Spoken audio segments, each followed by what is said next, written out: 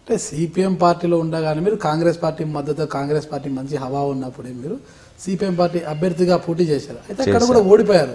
అంటే ఆ ఓటమి గల కారణాలు ఏమంటారు? ఓటమి గల కారణాలు ఏమన్నా, యాక్చువల్గా అంటే కమ్యూనిస్ట్ పార్టీలో అక్కడ చాలా ఏళ్ళ తర్వాత పోటీ చేసాం. మా సింబల్ అప్పుడు వాళ్ళు కాంగ్రెస్ వాళ్ళు కూడా చాలామంది అడిగారు, నువ్వు ఇండిపెండెంట్ పోటీ చేయి, ఆ సింబల్ వద్దు అన్నారు.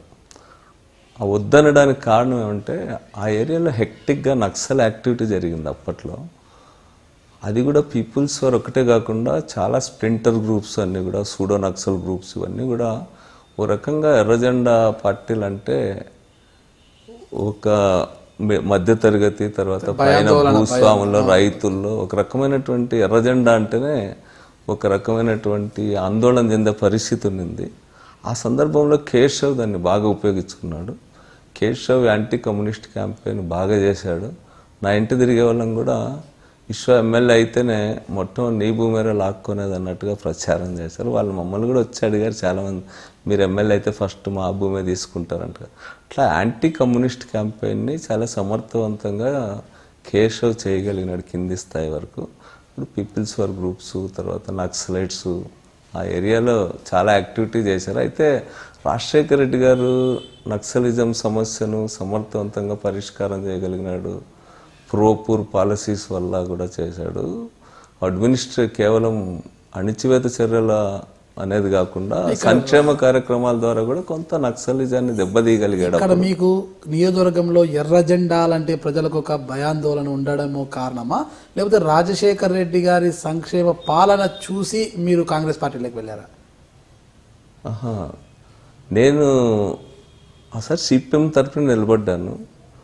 సిపిఎం పార్టీ కూడా నన్ను సరైన రీతిని గౌరవించింది, ఆదరించింది, నా కోసం చేశారు. మా జిల్లాలో కూడా సిపిఎం పార్టీలో మనం ఈ జిల్లాలో ఒక సీట్ కంటెస్ట్ చేసే స్ట్రెంగ్త్ పెరిగినామని చాలా సంతోషపడ్డారు యాక్చువల్గా.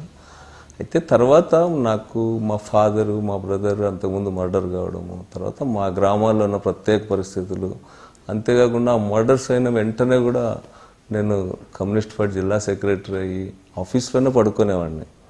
ఆఫీస్లోనే అంత భయానక వాతావరణం ఉన్నా కూడా నేను అట్టే పనిచేసా. ఆ బ్యాక్గ్రౌండ్లో కూడా కేశవ్ వాళ్ళ ఒత్తిడి తలొగ్గి నన్ను 2 సార్లు మా జిల్లా పార్టీ అంతా కూడా అంగీకరించిన అభ్యర్థిగా మార్పు చేయడం, ఈ విషయాల్లో పై స్థాయి నుంచి జోక్యం చేసుకోవడం చంద్రబాబు నాయుడు గారితో సహా, ఇవన్నీ చూసిన తర్వాత నేను మరీ సిపిఎంలో నేను అట్లాంటి ఇబ్బందులు ఎదుర్కోవాల్సి వస్తుంది అనే ఆలోచనతోనే నేను బయటికి వెళ్ళాను.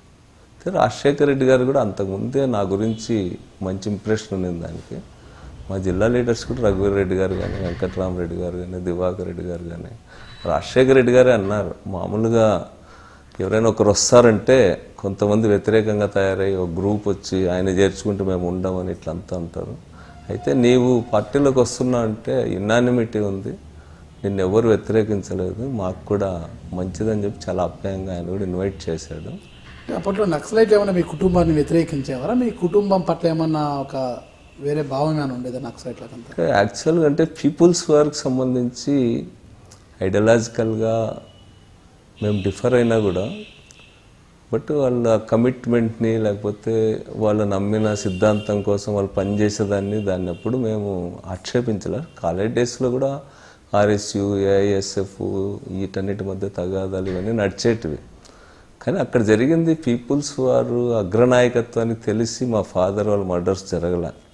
పీపుల్స్ వార్లో ఉన్నటువంటి ఈ మిలిటెంట్స్ని వాళ్ళని లోబర్చుకొని చేశారు, వాళ్ళు మర్డర్స్ చేయించారు. పీపుల్స్ వార్ పార్టీ ప్లీనంలో ఉన్నప్పుడు వాళ్ళకి తెలియకోకుండా మా ఫాదరు మా బ్రదర్ని ఇద్దరు కూడా మర్డర్ చేయించారు. ఆ విషయంలో నేను అప్పుడు కమ్యూనిస్ట్ తండ్రి గారిని మీ సోదరుని కూడా ఇద్దరిని చంపడానికి గల కారణం, బలమైన కారణం ఏమంటారు? ఏ సమయంలో చంపాల్సి వచ్చింది? యాక్చువల్గా అంటే కేశవ్ వాళ్ళ ఫాదరు వాళ్ళ ముందు నుంచి కూడా కొంత సారా వ్యాపారం చేయడము, దొంగ వ్యాపారం ఇవన్నీ చేసేవాళ్ళు వాళ్ళు. కానీ దీని తర్వాత వాళ్ళ అహం చాలా దెబ్బతినింది. మేము పై చేయగవడం, ఆ గ్రామాల్లో వాళ్ళ ఒక రకంగా ఆ గ్రామాలను విముక్తి చేయడం, వీటన్నిటి వల్ల వాళ్ళు చాలా ఇదైనారు. కానీ అప్పట్లోనే మా ఫాదర్కి చాలామంది వచ్చి బీద వాళ్ళు చెప్పేవాళ్ళు, కేశవ్ వాళ్ళ ఫాదర్ని మర్డర్ చేయించాలా, లేకపోతే కానీ మిమ్మల్ని బతకనియాడు